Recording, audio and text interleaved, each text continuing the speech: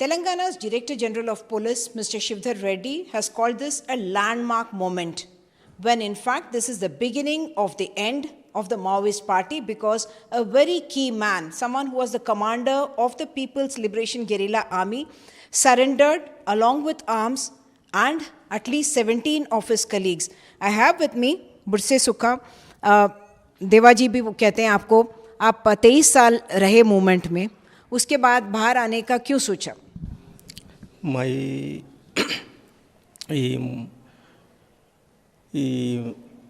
Chhattisgarh Telangana border से मैं बाहर काम के लिए जा रहा था। मुलुगु जिला से आगे निकलते हैं 2 बोलेरो से।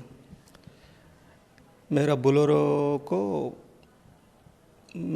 बोलेरो में फोर्स चेक करने के बाद मेरा साथी लोग को पहचान करने के बाद हमको पकड़ के लाए हैं।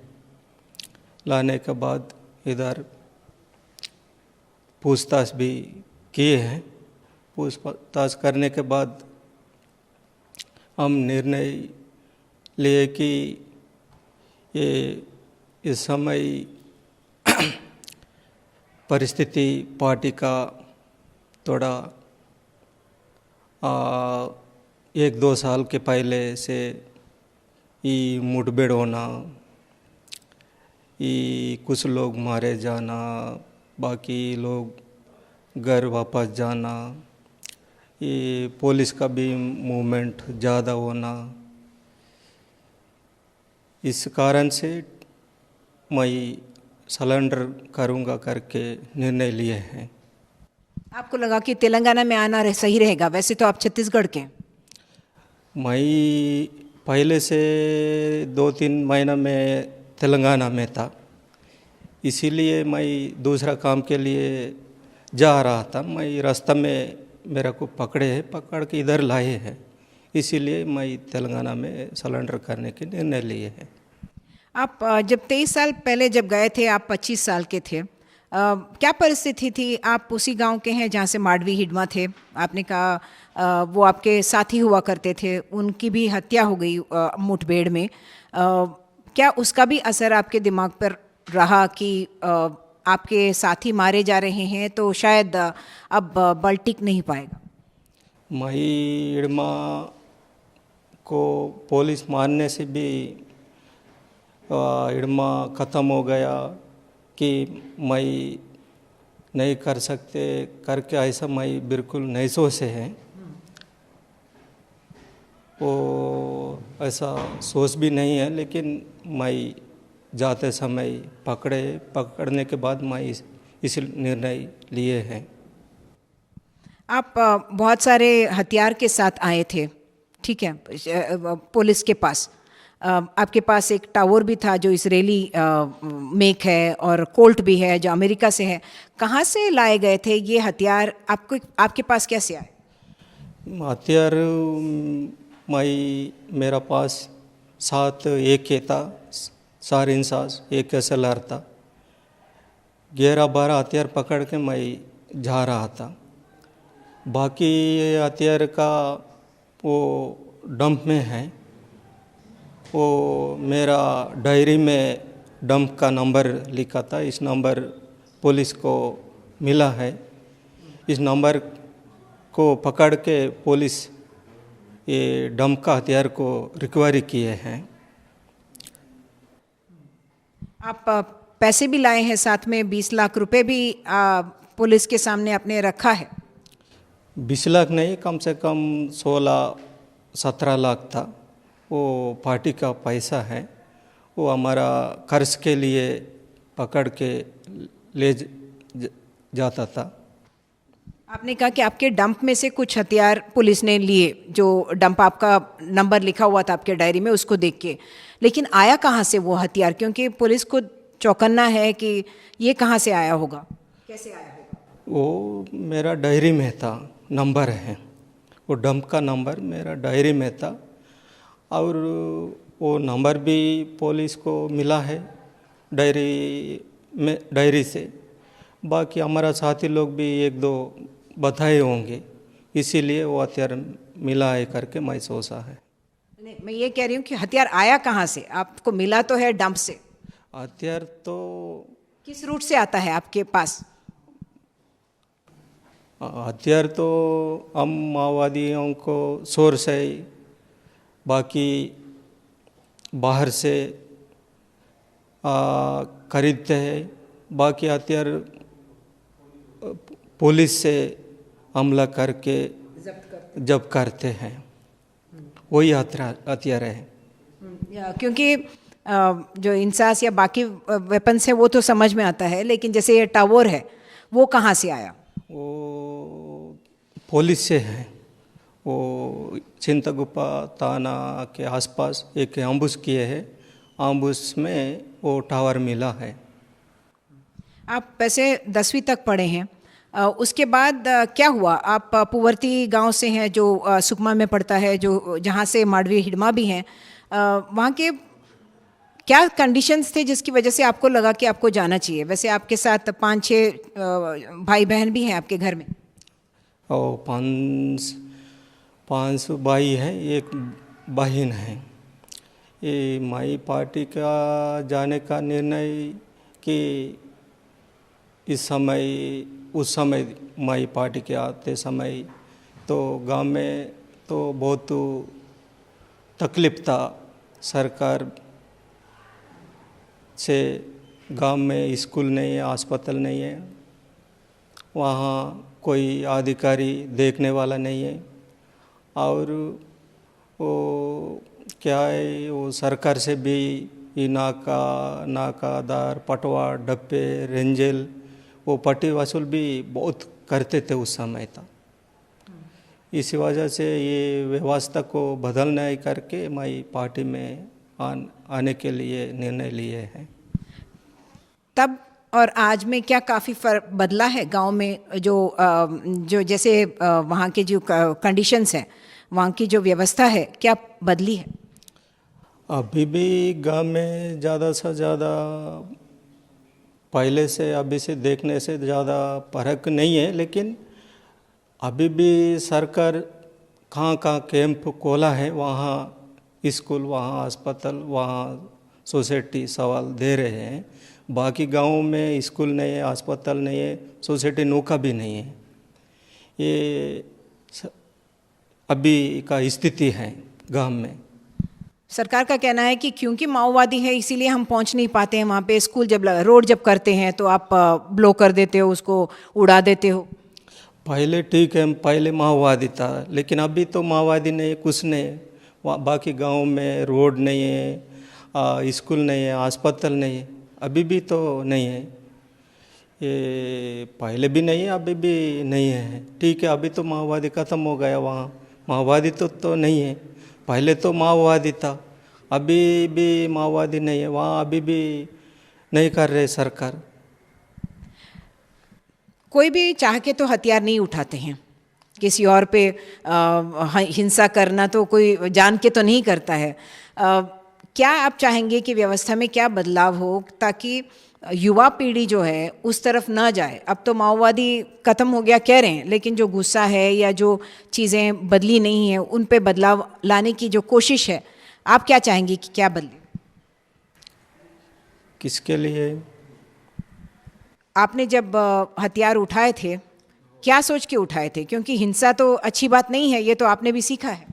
हिंसा का बात अच्छी नहीं है, लेकिन बंदूक को आदमी को मारने के लिए, डरा धमकाने के लिए नहीं है, लेकिन आत्म सुरक्षा के लिए पकड़े हैं, इसीलिए हथियार उठाना पड़ा है। लेकिन वो मारेंगे, डरेंगे, धमकाने के लिए बंदूक नहीं पकड़े हैं, सुरक्षा के लिए पकड़े हैं, आत्मरक्षा के लिए पकड़े हैं हथियार। आप बहुत सारे एनकाउंटर्स में इन्वॉल्व थे, आपने प्लानिंग भी की और ऑपरेशन में भी थे, जैसे दरबा घाटी है, बाकी जो एनकाउंटर्स हैं।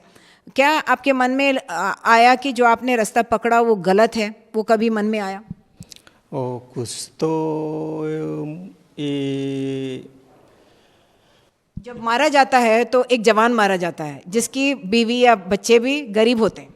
और पुलिस हम भी हमारा पार्टी बताए कि अ- पुलिस भी दुश्मन नहीं है, पुलिस भी हमारा दोस्त है, वो भी गरीब है करके पार्टी बताया, लेकिन पुलिस हमको मारने के लिए वो आए थे।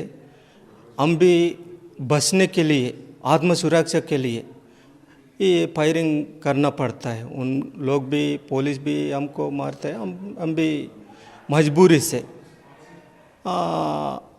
ये मारना पड़ता है। आप भी तो वैसे प्लानिंग करके बड़े नेता को टारगेट करने का वगैरह भी तो करते थे ऑपरेशन।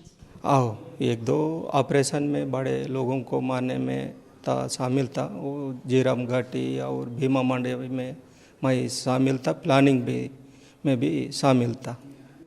और आपकी ट्रेनिंग कैसे हुआ करती थी? आपको जैसे जब डिस्क्राइब किया जाता है तो कहा जाता है कि आप सबसे अच्छे स्ट्रैटेजिस्ट हैं जो प्लान कर सकते हैं। आपकी ट्रेनिंग कहाँ से मिली? ट्रेनिंग हमको पार्टी देता है, पार्टी निर्णय करके पार्टी ट्रेनिंग देते हैं, उस ट्रेनिंग के अनुसार हम प्लानिंग करते हैं। जो हथियार बरामद हुए थे उनमें कुछ ऐसे भी थे जो हेलीकॉप्टर को टारगेट करने वाले, वो चीज़ें भी आप ही के माओवादी पार्टी द्वारा बनाए गए थे? और पार्टी बनाया गया वो हेलीकॉप्टर को गिराने के लिए। इस्तेमाल किया गया था। इस्तेमाल वो मई में किया था, फायरिंग उस शॉट गन से। एक ज़माना हुआ करता था जब सेलफोन से डरते थे माओवादी कि उससे अपना लोकेशन पता चल जाता है। क्या आप टेक्नोलॉजी का इस्तेमाल करते थे, जैसे सेलफोन्स है या लैपटॉप है वगैरह? क्योंकि दुनिया की खबर जब आपको रखनी होती है तो वही एक माध्यम है ना। ये मोबाइल इस्तेमाल करते हैं, इस्तेमाल वो सिर्फ पढ़ने के लिए और वीडियो देखने के लिए, और अलग अलग आदमी को भी थोड़ा संपर्क करने के लिए भी कुछ इस्तेमाल करते हैं। या कंप्यूटर तो मालूम है, वो कंप्यूटर टाइपिंग वगैरह करने के लिए वो पकड़ते हैं। अभी जब आप अभी बाहर आए हैं तो क्या आपको डर है कि जो लोग अभी भी पार्टी में बचे हुए हैं उनमें डर है कि उनसे आपको कोई आपत्ति हो सकती है, डेंजर हो सकता है, इस बात का डर है?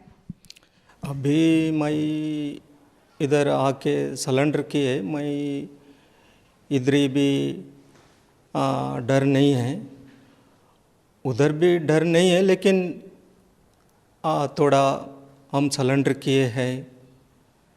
बाकी बचे हुए कामरेड ये सलेंडर हुए हैं, पूरा डम को भी बताए करके थोड़ा गुस्सा होता है करके मैं थोड़ा सोचा है, लेकिन किसी को मैं नहीं डर रहे हैं। अभी माओवादी पार्टी में क्या बचा हुआ है? तो तुमको भी मालूम है, बहुत लोग सीसी से राज्य कमेटी से कामरेड्स शहीद हो गया है अलग अलग मुठभेड़ में। बाकी बसे हुए साथी कुछ लोग हैं, सीसी, एसजेडसी, बाकी डीवीसी, सीवाईपीसी, बाकी पीएलजीए कामरेड्स कुछ है, वो मैं तो इधर ही आया है।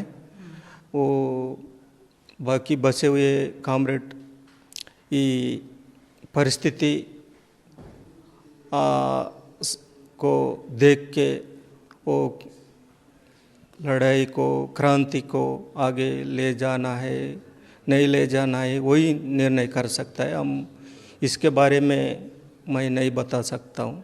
जैसे केशवराज जी के मौत के बाद या फिर हिडमा के जाने के बाद क्या आपको लगता है कि अब के लिए माओवादी जो रास्ता है वो गलत होगा? उनको भी आप अपील करेंगे कि आ जाएं बाहर? जब आपका मकसद ये है कि आप सोसाइटी को या समाज को सुधारना चाहते हैं, तो अब माओवादी रास्ता अभी भी आपको लगता है कि उसमें कोई दम है? ऐसा दम करके मैं नहीं बता सकता हूँ। तो अभी तो पूरा देश में देखने से ये माओवादी पार्टी तो पूरा ये कम होते जा रहा है ऊपर से नीचे तक। इसीलिए वो वही रहने वाला कॉमरेड्स वही निर्णय करके तय करेंगे, हम नहीं बता सकते। आप उनको कोई सलाह नहीं देना चाहेंगे? हम नहीं सलाह नहीं दे सकते हैं। और क्या नेतृत्व देवू जी के पास है अभी पार्टी का? पार्टी का नेतृत्व देवजी करके मैं भी सोचा हूँ, लेकिन पार्टी में सिरसा चल रहा है तो फाइनल तो नहीं हुआ है। वो पार्टी अभी रहने वाला साथी लोग वही निर्णय करता है। जब आपके बीच में कोई बातचीत नहीं हो सकती है, आप मोबाइल यूज़ नहीं कर सकते हो, तो आप बातचीत चर्चा कैसे करेंगे? जब नेतृत्व की भी बात होती है तो चर्चा कैसे करेंगे? वो लेटर के द्वारा भेजते, मोबाइल से नहीं संपर्क करते हैं। और एक साथ तो मिलेंगे नहीं सब? नहीं नहीं नहीं नहीं, मोबाइल से कभी भी नहीं संपर्क किए है बाकी साथियों को। हम लेटर से लिख के भेजते हैं। आगे आपने क्या सोचा अपने लिए? अभी मैं कुछ नहीं सोचा है, मैं अभी सलेंडर हुआ हूँ। हम अपना जान को कहाँ रखना है, कहाँ रहना है, वही मैं सोचा हूँ। लेकिन आगे कैसा करना है, क्या करना है, मैं अभी नहीं सोचा हूँ कुछ भी। परिवार से मिलने जाएंगे? परिवार में जाएंगे कि कहाँ रहेंगे, कहाँ जाना है, अभी पता नहीं, तो वो बाद में वो सोचेंगे हम। आखिरी सवाल, अमित शाह जी ने कहा कि माओवादी पार्टी मार्च तक खत्म हो जाएगी, क्या यही आपको भी लग रहा है? क्योंकि जिस तरह से आपने कहा कि माओवादी पार्टी उसकी जो स्ट्रेंथ थी वो नहीं रही है। ये केंद्र सरकार तो बता रहे हमेशा, ये केंद्र सरकार राज्य सरकार तो 2026 मार्च 31 तक, मार्च के पहले भी हम ख़त्म करेंगे करके हमेशा वही बात बता रहे हैं। अभी भी ऑपरेशन चल रहा है, बाकी मुठभेड़ भी हो रहा है। 1-2 दिन पहले भी 14 लोग साथी मारे हैं, शहीद हो गया है। इसीलिए वो तो मार्च में पहले भी पूरा ख़त्म होंगे, बाद में बाकी बसेंगे करके मैं अभी नहीं बता सकता हूँ। वही साथी लोग कुछ बस भी सकता है, बाकी पहले भी ख़त्म हो जाएंगे तो वो परिस्थिति के मुताबिक होता है। हम नहीं बता सकते पहले ख़त्म होएंगे कि बसेंगे करके, मैं नहीं बता सकता हूँ। So with the surrender of Deva, the authorities would hope that the signals go to the Maoist party so that whoever is left in the party also comes out and surrenders, so that there is peace and there is development in all those areas that have been affected so far by Maoist terror. In Hyderabad, with camera person Nagraju, Uma Sudhir, NDTV.